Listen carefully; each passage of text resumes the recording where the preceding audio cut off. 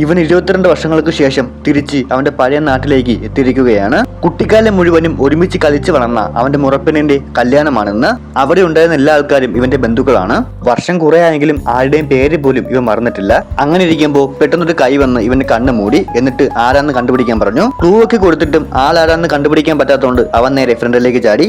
ആളാരാന്ന് മനസ്സിലായില്ലെങ്കിലും അറിയാമെന്ന് ഇവൻ കള്ളം പറഞ്ഞു. പിന്നല്ലാതെ എന്റെ ചേട്ടൻ എന്നെ കണ്ടാൽ മനസ്സിലാവില്ലേ എന്നായിരുന്നു മറ്റവന്റെ റിപ്ലൈ. അവനാണെങ്കിൽ വാ തോരാതെ സംസാരിച്ചു കൊണ്ടേയിരിക്കുന്ന ഒരു വ്യക്തിയായിരുന്നു. പണ്ട് കുട്ടിക്കാലത്ത് ഇവർ ഒരുമിച്ച് കാണിച്ച ഓരോ കുസൃതികളും കാര്യങ്ങളും ഒക്കെ ഇവൻ എടുത്തെടുത്ത് പറയുന്നുണ്ടായിരുന്നു. എല്ലാരോടും അവൻ ഇതുപോലെ വളരെ സ്നേഹത്തോടെയാണ് പെരുമാറുന്നത്. മറ്റവന്റെ ശല്യം സഹിക്കാൻ പറ്റാതെ ഇവൻ ഒന്നിന് പോകണമെന്ന് കള്ളം പറഞ്ഞു. റൂട്ടൊക്കെ പറഞ്ഞു കൊടുത്തിട്ട് ടോയ്ലറ്റിൽ പോകാൻ ബാഗ് എന്തിനാന്ന് പറഞ്ഞ് ബാഗ് അങ്ങ് പിടിച്ചു വാങ്ങി.